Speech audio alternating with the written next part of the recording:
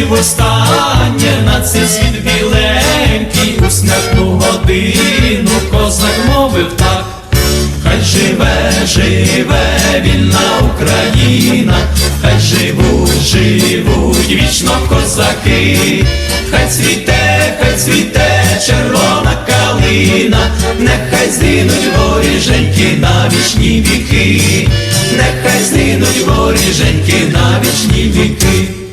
Avant de commencer cette vidéo, je tiens absolument à remercier les mecs de chez Milwaukee. Ils m'avaient dit qu'ils allaient m'envoyer des trucs, mais je savais pas qu'ils allaient m'envoyer autant de trucs. En plus du cliquet que t'as vu dans la dernière vidéo, ils m'ont envoyé deux trucs que j'allais acheter. C'est une meuleuse d'angle. Moi je faisais ça avec ma perceuse, c'était une putain de misère. Et ce truc là, qui est une putain de tuerie, en fait c'est un compresseur. Quand t'as plusieurs voitures, tu sais, t'as toujours des fuites lentes. Sur la merguez, c'est l'arrière droit, sur Monsieur Larbin, c'est l'avant gauche. Et donc là, tu règles combien tu veux. C'est pas ce bouton-là. Tu règles combien tu veux. Et tu gonfles. Ils m'ont passé la même péteuse que mon ancienne péteuse, mais en cliquet un quart. Et pour celle-là, ils m'ont filé une batterie 6 ampères-heure. Ils m'ont passé une perceuse en M12. Ce truc-là, moi j'étais obligé de sortir la grosse merde là, à chaque fois, parce que l'ancienne, elle ouvrait pas assez pour passer ça. Et là, celle-là... celle-là, elle ouvre assez. Ils m'ont passé un cutter à cran d'arrêt pour ma protection, ainsi qu'une grosse barre à effacer les sourires. Il y avait aussi une veste chauffante avec ce truc-là. Chat. Et ce truc-là, tu peux mettre une batterie dedans, charger ton téléphone, et ça fait chauffer la veste. Ce truc-là, c'est une putain d'enceinte de chantier.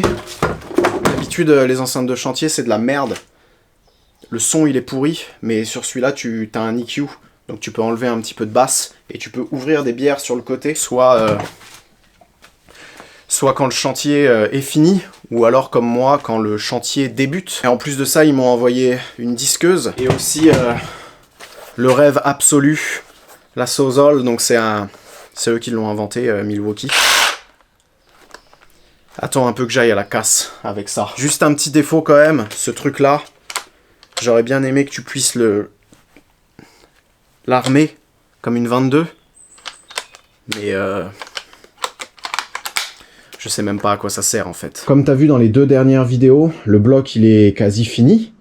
Et du coup aujourd'hui on peut attaquer la culasse. Alors je me retrouve un peu dans l'embarras de te dire que, comme tu peux le constater, la culasse elle est déjà à poil. J'ai absolument tout filmé.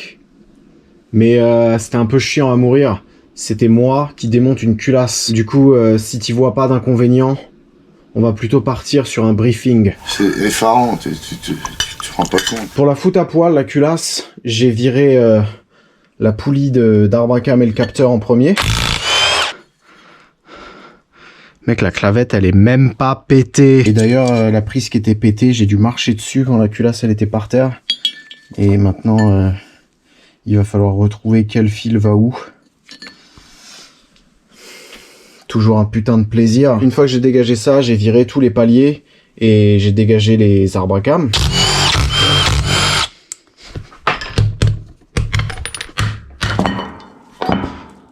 De la merde. Après ça, qu'est-ce que j'ai branlé? Ah oui, après j'ai viré les poussoirs, j'ai viré les bougies.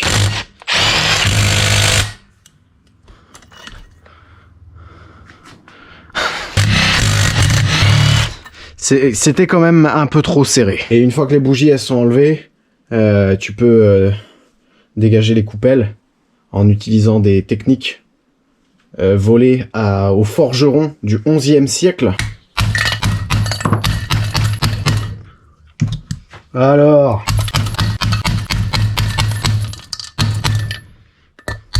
vu que j'ai toujours fait que du 4 cylindres, ce truc là il avait que 16 trous. Du coup, il a fallu que j'effectue des modifications pour accueillir les 4 soupapes supplémentaires du cylindre sacré. Ah merde! Et du coup, une fois que les soupapes elles sont enlevées, tu peux enlever les joints de queue de soupape avec la pince Amazon et les petites coupelles qu'il y a au fond.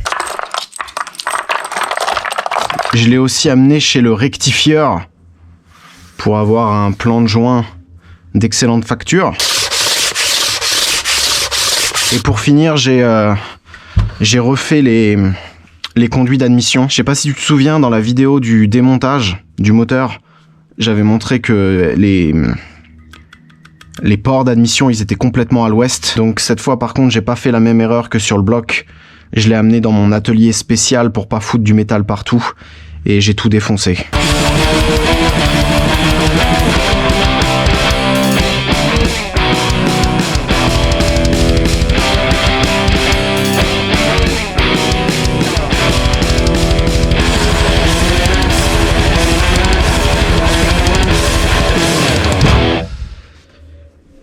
À l'échappement, j'y ai même pas touché. Déjà parce que c'était pas trop mal moulé d'origine. Et la logique voudrait que plus le trou ici il est petit, plus les gaz ils vont sortir vite. Et vu que nous ici on va mettre une éolienne républicaine, peut-être que ça aidera ma cause. Par contre les ports d'admission, il y a des endroits j'ai dû enlever 3 ou 4 mm. Ce que je fais c'est que je mets le joint et d'abord j'aligne, tu vois. Et ensuite, il faut gratter un petit peu plus loin parce que sinon ça va te faire un bourrelet et ça aura servi à rien, quoi. Là, c'est pas trop mal, je suis plutôt satisfait. J'avais déjà fait une fois un KR où j'avais fait tous les conduits et j'avais mis genre 5 heures par conduit. Et ça, je t'avoue que j'ai pas vraiment le courage de le refaire. Et maintenant que ça c'est fait, on peut attaquer la prépa. Là déjà le premier truc qu'il va falloir faire c'est les roder, les soupapes. Parce que les sièges ils sont dégueulasses. Tu vois. Histoire que ce soit à peu près étanche, il va falloir ça. Elle est où la pâte à roder ?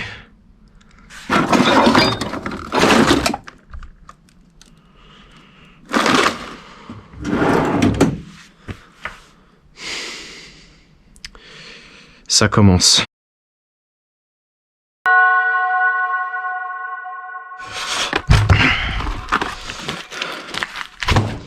Putain! Vas-y, il a fallu que je sillonne la moitié du département pour trouver ça. Et en plus, je suis allé, tu sais, vu que je passais devant chez mon usineur, je lui ai montré les fêlures. Ça, il m'a dit que, bon, de toute façon, on pouvait pas vraiment savoir. En gros, ça peut tenir 100 000 bornes comme dégagé en 5 minutes. Mais ce qu'il m'a dit surtout, c'est que les sièges, ils étaient complètement flingués. Et en plus de ça, tu vois, il a passé un espèce d'outil là pour voir. Et c'est pas du tout rond, quoi. C'est... Ouais. Il m'a dit que c'était de la merde et il m'a dit que de toute façon, roder les soupapes comme ça, ça allait faire de la merde aussi. Parce que normalement, il faut rectifier les soupapes et utiliser un espèce d'outil là. On va faire ce qu'on peut avec ce qu'on a. Et ce sera déjà pas mal. Et je peux arriver à un résultat correct quand même avec ma pâte à roder ? Non. D'accord. Mais ça sera pas pire que ta Golf. Ce sera la même bouse. Ah ouais, c'est vrai.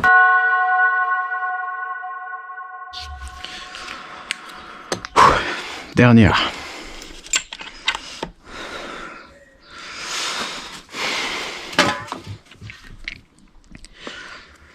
C'est vraiment une putain de corvée à faire, hein. Franchement.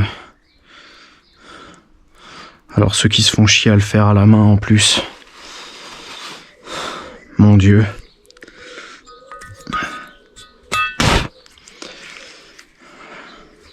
Cette ventouse là, putain, elle est vraiment pas terrible, hein. Ah, ça y est. Elle a commencé à merder là. Et là, ça y est, elle va merder sur celle-là à la fin, sur la dernière. Ah putain, c'est bon.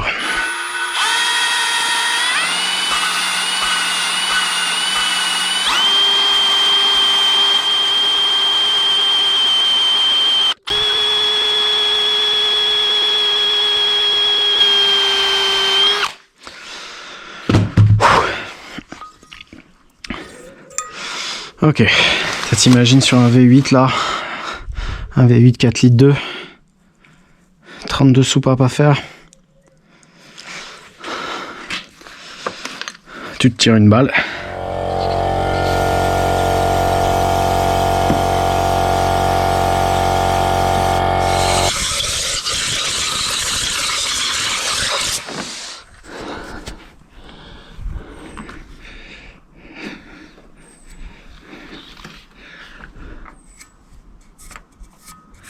Sur les dernières, les toutes dernières là, j'ai fait un peu de la merde, mais j'en avais vraiment plein le cul. Ça ira. Ensuite, on peut mettre les joints de queue de soupape.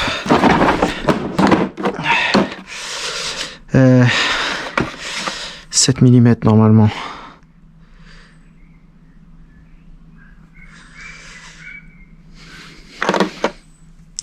« 6,5 » Ça me paraît bizarre. Normalement c'est du 7. Ouais, normalement c'est du 7. 7. Ah, c'est ça. Yep. Yep. Yep. Ah. Yep. Yep. Yep. Yep. Yep. Yep. Yep. Yep. Yep. Yep. Yep. Dernier.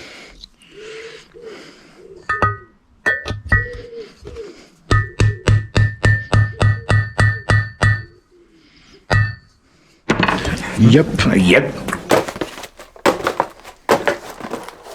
Comme je t'avais dit dans les vidéos précédentes, on va mettre des arbres à cam sur cette culasse. Et quand tu mets les arbres à cam d'enculé qu'on va mettre, t'es obligé de mettre des ressorts. Parce que en gros, l'arbre à cam, il ouvre plus et il ouvre plus longtemps. Du coup, les ressorts d'origine, ils n'auront pas le temps de revenir avant que ça rattaque, quoi. Et normalement, il faut que tu mettes des coupelles en titane pour gagner du poids, en fait. Elles sont où ces merdes? Les ressorts 4 cam qui vont avec les arbres à cam, c'est 450 balles. Et si je dis pas de conneries, donc écoute pas la suite, mais je crois que les coupelles, elles coûtent quasiment autant. Du coup, en tant que bon gros crevard, j'ai acheté les ressorts FCP qui coûtaient 220, je crois, un truc comme ça. Et ça, c'est des poussoirs INA, la marque. Je crois que ça vient d'une Golf 5. Je suis pas sûr, mais en gros, les poussoirs d'origine, ils font 80 grammes. Et ça fait 55, une connerie comme ça. Ça, c'est 4,90 le poussoir, il y en a 20. Donc au lieu d'acheter 900 balles, les ressorts qu'il fallait et les coupelles en titane, j'ai pris les ressorts les moins chers du internet et cette merde. En espérant que ça marche. Ça marchera probablement pas. Normalement, il faut même calculer, tu sais, je sais plus comment ça s'appelle. Non, c'est pas la déflagration. Je sais plus. Mais en gros, faut que tu calcules la dureté de ton ressort et tout. Mais bon, dans le monde réel, on prend les moins chers. Est-ce qu'on voit une différence avec ceux d'origine? Oh ouais. Bah déjà, ils sont carrément plus gros. Et bah ouais. Ah, ils ont même pas la même hauteur. Ok. J'imagine que ça va être encore plus la merde à monter.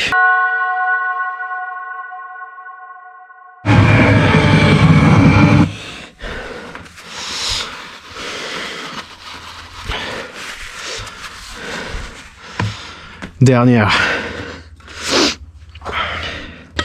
On va pas se mentir plus longtemps, hein. Ça c'est le plus galère à faire, je crois.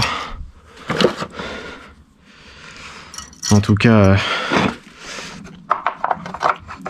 moi ça me casse bien les couilles. À chaque fois je me fais baiser parce que, tu sais, je suis une putain de feignasse. Et en gros, je la comprime pas assez. Du coup faut recommencer. Mais avec les ressorts FCP là, ils sont quand même bien plus raides, hein. Ça me défonce bien la main comme il faut. Là je suis content, tu vois.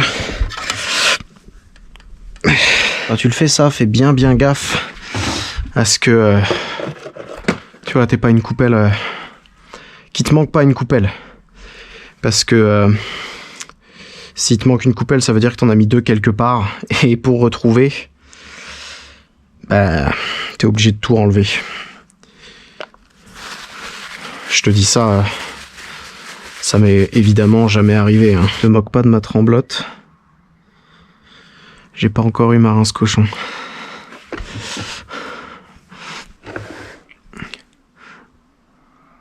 Je te rassure sur un truc aussi, c'est que si tu vois rien du tout là, bah, c'est que c'est une expérience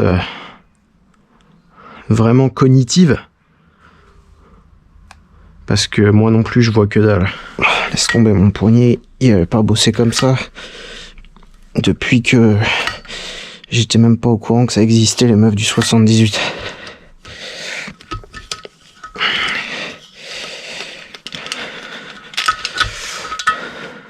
Qu'est-ce qu'on fait ensuite? On peut faire un test d'étanchéité.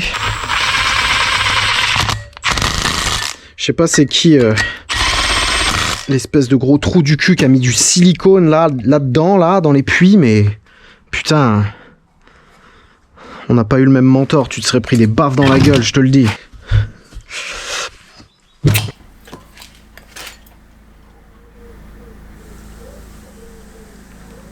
Pute.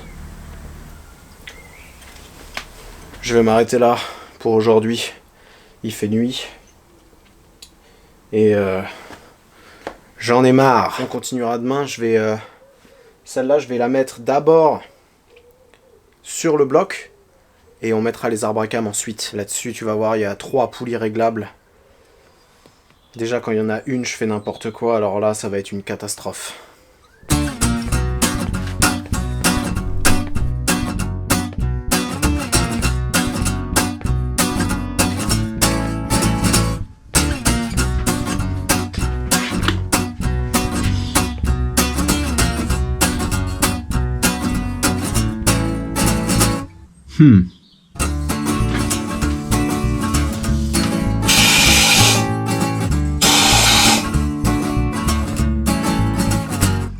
Ah.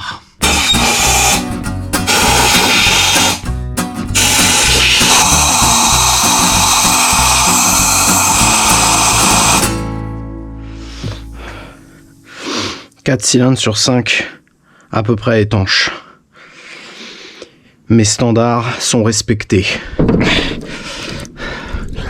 Et du coup, je peux en profiter pour te parler de mon sponsor Dynaparts.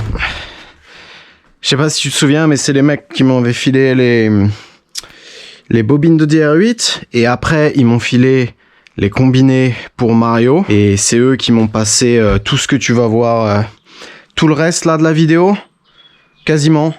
C'est eux qui m'ont tout passé. Sur le forum que j'aime bien là, Sloppy Mechanics, il y a des mecs, des ricains qui disaient que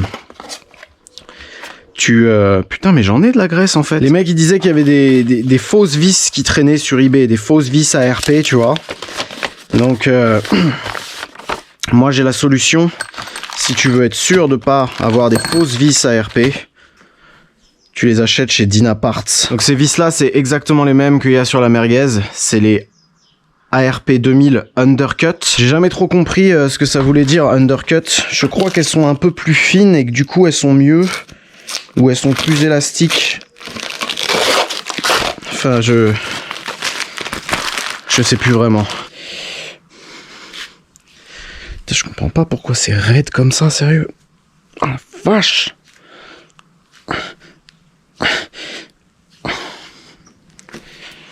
Wow.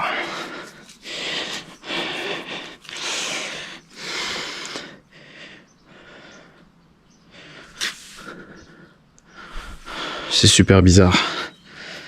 C'est pas normal, normalement ça se serre à la main, ces merdes là.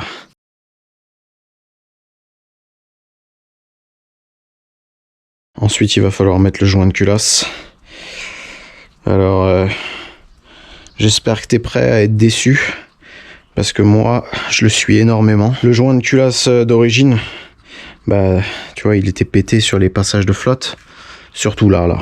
Surtout là et là. Du coup, bah, je peux pas vraiment le réutiliser. Ce moteur-là, il a 9,3 de compression d'origine. Exactement comme la merguez. Et je sais pas si tu te souviens, mais la merguez, quand on avait augmenté la compression, et ben au banc, elle avait perdu des chevaux. Donc là, je me suis servi de ma propre expérience.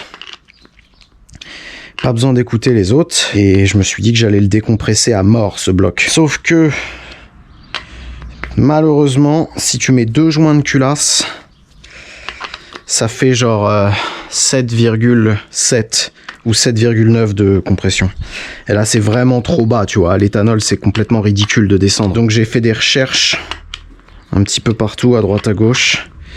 Et j'ai acheté un joint de culasse qui fait 3 mm, je crois. Et ça fait 8,57 de compote. C'est un joint de culasse Victor Reins. Et tu vois, il y a une sacrée cale à l'intérieur. De toute façon, le turbo, il allait pas charger tôt. Donc, tu vois, autant décompresser. Putain, je vais peut-être le nettoyer, il est dégueulasse. Bon, bah, joint de culasse en canette. Et installation finale. Messieurs, je vous prie de rester à l'intérieur au moins le temps que je fasse un tour aux meufs du 78. Et si vous voulez même pousser un peu le vis, 5000 bornes. 5000 bornes et on sera quitte. Soyez forts. En tout cas, un truc que je peux te dire, c'est que ça fait plaisir de ressortir le joint de culasse en connect, tu vois. Ça, c'est clair et net. Tu sais que quand je le sors en général, c'est qu'il va y avoir du sport. Donc ça sert à rien de me demander en commentaire c'est quoi le joint de culasse en canette.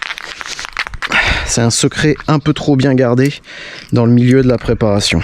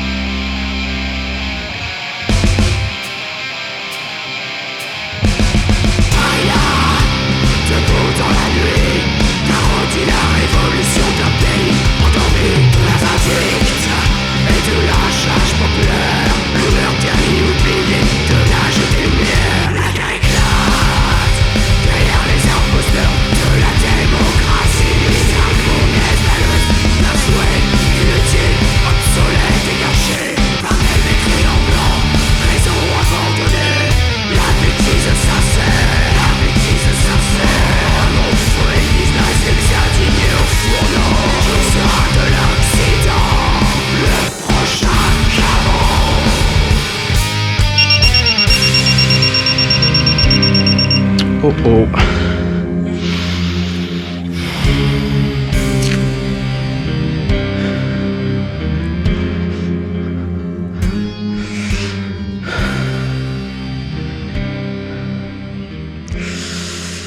Ah, celle-là, elle est en train de foirer.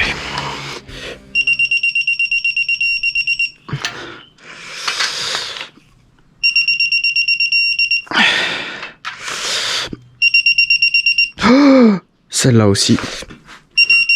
Ok. Et tu sais quoi, si je vois une fois rouge, j'arrête.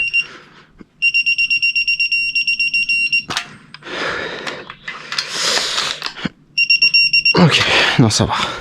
C'est moi qui psychote.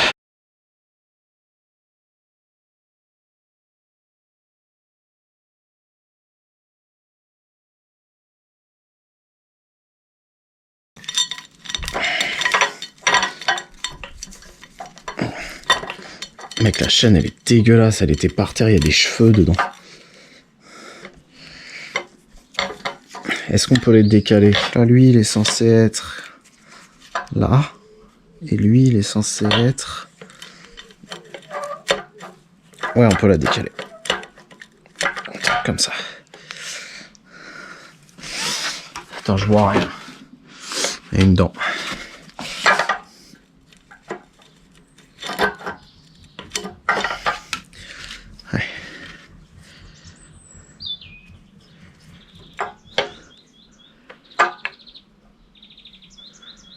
Ah, il y a peut-être encore une dent. Tu les vois les ronds là? Là les ronds ils sont bien.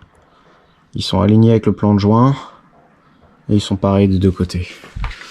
Donc là on peut remettre les paliers. Mec, la vitre de la GoPro, tu sais, Moi, c'est une GoPro 8. Du coup, il faut que tu mettes une protection. Tu peux pas changer le truc.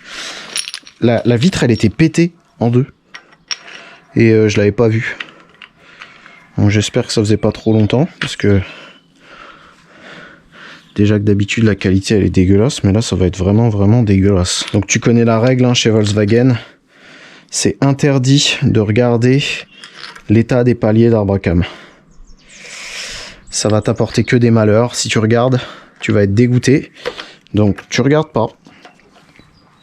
Ça marchait avant, ça marchera après. Donc là, un truc que j'aurais dû faire et que j'ai pas fait, c'est de... J'aurais dû mettre le moteur dans une position où les pistons, tu vois, ils étaient pas en haut. Aucun soit en haut, quoi. Mais à mon avis, vu la taille du joint de culasse qu'on a mis, ça doit plus être à interférence. On va regarder après. Mais à mon avis, là, même tu pètes la distrib, ça touchera pas. Ok. Donc tu vois, c'est exactement comme ça que tu les pètes, les arbres à cam. Parce que là, il se tord. Tu vois, là, t'appuies là, et il essaye de lever là. Et bah, des fois, il pète en deux, quoi. T'entends mon chat qui ronfle?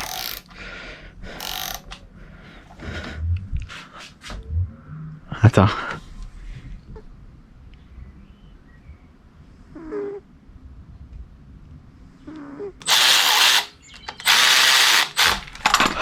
Ah!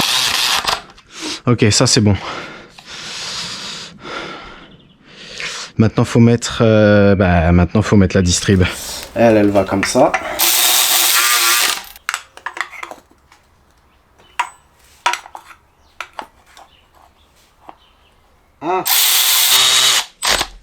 Donc lui, il faut pas trop le serrer. Ah. Alors le problème, c'est que je crois que j'avais mis ma distrib à l'envers. Ça c'est pas grave, mais j'aimerais bien la remettre dans le même sens, quoi. Donc je crois qu'elle fait ça, elle fait ça. Et ensuite elle fait ça. Non. C'est pas ça du tout, putain.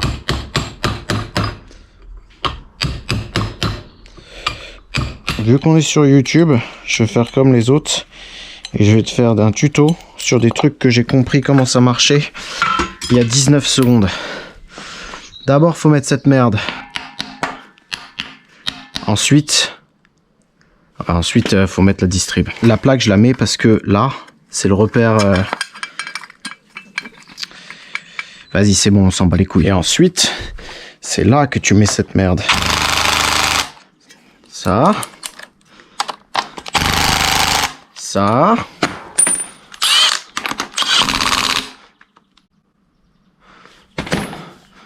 Et ça, ensuite. Ensuite, faut peut-être la caler, la pute. Il est où, mon repère? Mon repère, il est là. Ah bah si, tu vois, là, ça touche, hein. Là, les soupapes, elles touchent le piston, donc je disais des conneries tout à l'heure. Donc on va pouvoir y aller dans l'autre sens. Comment c'est possible? Le repère, il est là. On n'est pas calé là?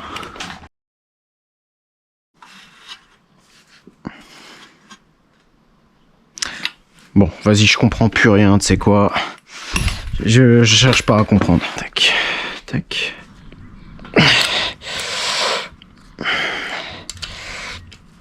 Ok. Ensuite, on va remettre cette merde. Histoire d'être sûr. Qu'est-ce que j'ai fait?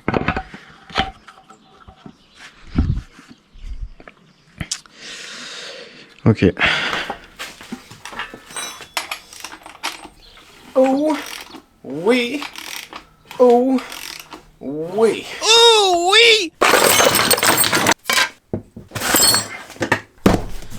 Là, c'est le moment où j'étais censé t'expliquer que mon mentor, il m'a prêté un comparateur et un disque comme ça pour déjà essayer de comprendre le calage d'origine. C'était aussi le moment où j'allais t'expliquer que je pense qu'il faut une rallonge sur le comparateur parce que tu vois, l'arbre à cam il est plus épais que la longueur de cette tige là. Du coup, je suis un petit peu dans la merde. Et c'était aussi le grand moment où j'allais te montrer les arbres à cam que les mecs de Dynaparts m'ont offert. Et ça change vraiment toute la donne. Mais malheureusement, il m'est arrivé une putain de galère. Hier soir, je suis allé dans le 78 et dans un rond-point, le voyant de pression d'huile de Monsieur Larbin, il s'est allumé. Donc je trouvais ça un peu bizarre parce que j'avais fait le niveau l'année dernière. J'ai roulé un peu doucement. Tu sais, je me suis dit que peut-être il me manquait un petit peu d'huile. Et je suis arrivé dans le 78 et sur le retour, ça a commencé à s'allumer non-stop. Je me suis pas arrêté et ça a commencé à faire clac-clac. J'ai quand même réussi à le ramener ici. Et j'ai tiré la jauge d'huile et on est à sec. Donc j'ai fait 40 bornes sans huile et je crois que ce que j'entendais c'est une bielle. Du coup là en ce moment je prends la merguez tous les jours. Mais la merguez, depuis que j'ai changé le collecteur, la descente elle touche. Bon ça c'est pas très grave mais la descente elle touche. Par contre un truc qui est un peu plus grave, c'est que le collecteur il a descendu le turbo et mon raccord d'huile il faisait un truc dégueulasse comme ça, tu vois. Ça fumait à mort et j'ai continué de rouler comme ça. Et je crois que j'ai explosé le turbo. Du coup, on va arrêter la vidéo ici. Bon là, je vais trouver une solution pour les caler, les arbres à cam. Et après ça, il n'y a plus que les accessoires et l'embrayage à mettre. Et on peut le refoutre dans cette grosse merde. Mais ça, du coup, ce sera pour la prochaine vidéo. Il me manque encore une pièce que j'ai commandée le 17 janvier, qui est toujours pas là, pour faire le premier démarrage. Mais si je l'ai reçu d'ici là, peut-être qu'on pourra faire ça aussi. Un gros merci à tous les gens qui se sont ruinés sur l'édition limitée. Et on refera pas les produits qui sont épuisés. C'est le principe d'une édition limitée. Mais face à la demande, on va faire des t-shirts avec ce logo-là, là, qui, eux, seront normaux, quoi. Pas en édition limitée. Un gros merci à Dinaparts pour les vis de culasse. Et par contre, je peux plus jamais cracher sur la caméra. La dernière vidéo, c'était la perfection. Je pourrais pas faire mieux, donc va falloir que je trouve autre chose.